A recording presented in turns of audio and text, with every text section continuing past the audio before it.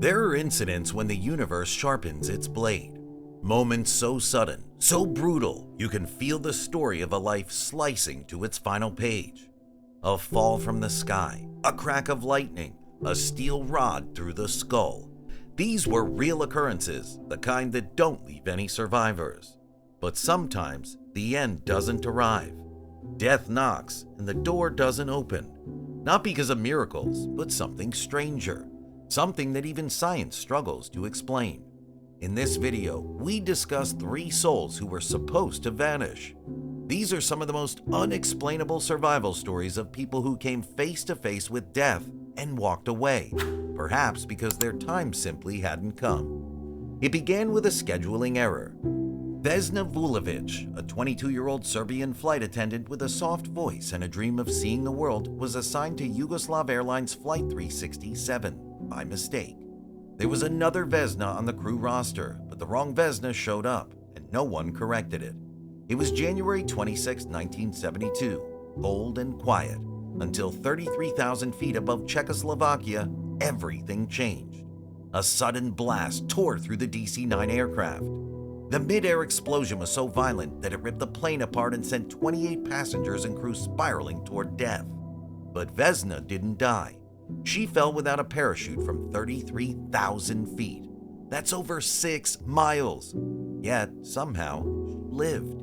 Investigators later called it one of the most improbable survivals in history. Even the Guinness World Records etched her name into history. Highest fall survived without a parachute. But what really happened during that fall? How could a human body survive something no science could justify? We'll get to that in just a moment. Vesna didn't remember the fall. When she woke up, she was in a hospital bed, paralyzed from the waist down. Her skull was fractured, both legs were broken, and several ribs were crushed. Doctors said she'd been in a coma for 3 days. Her first memory was of her parents standing over her, trying not to cry. So, how did she fall over 33,000 feet and survive? Rescuers found her pinned inside part of the aircraft's fuselage, wedged between a food cart and the section of tail that landed in a snowy forested hillside.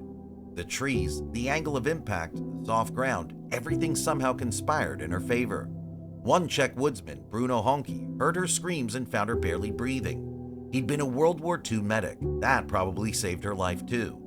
Experts struggled to explain it. Some called it a 1 in a billion accident of physics. Others called it fate. Vesna, for her part, never tried to make it poetic. In a 2008 interview with the New York Times, she simply said, "I was broken, and then I got better. That's all." The explosion that tore the plane apart was later blamed on a bomb, suspected terrorism. However, no arrests were ever made. Vesna became a national hero in Yugoslavia, but she didn't bask in it. She refused to fly again. She never sought profit. She never played the miracle card.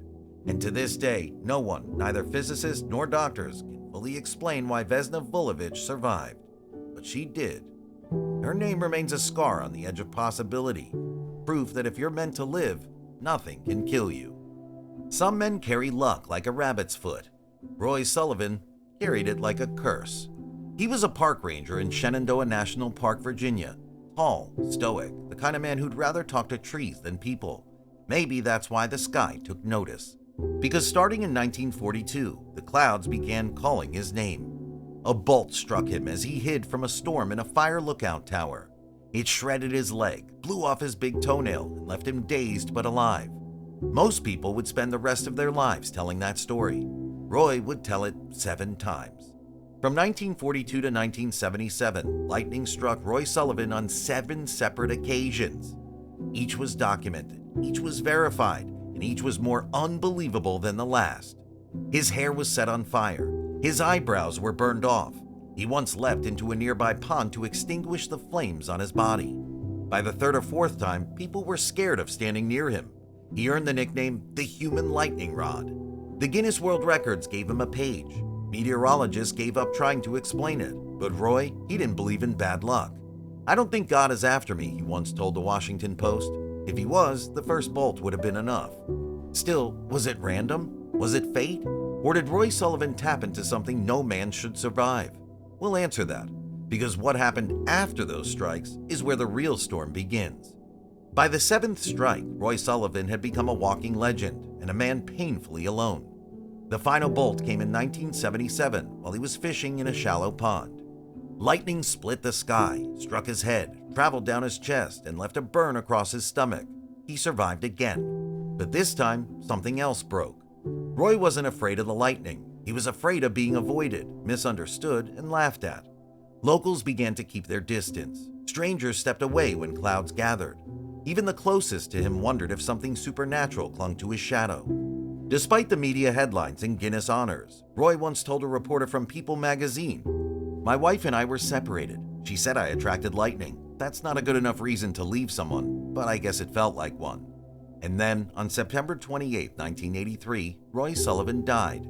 Not from lightning, from a self-inflicted gunshot wound. He was 71. There were no storms that day.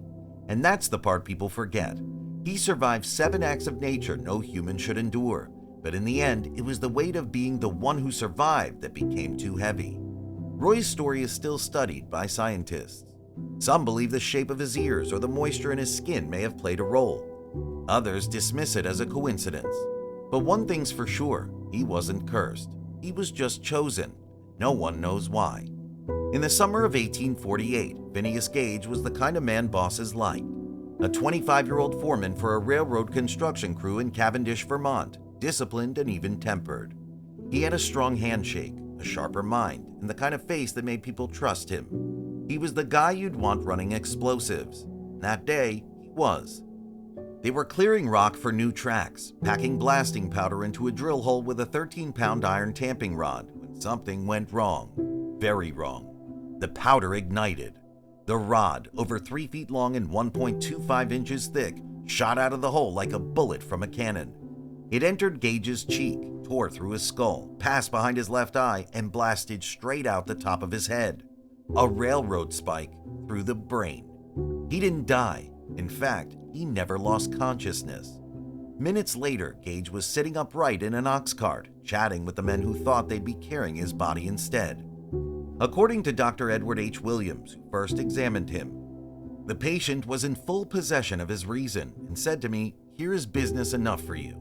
He even asked for his tamping rod, as if he wanted to take it home. But Gage's survival wasn't the strangest part. The real story began after the bleeding stopped. The man who walked away no longer felt like himself.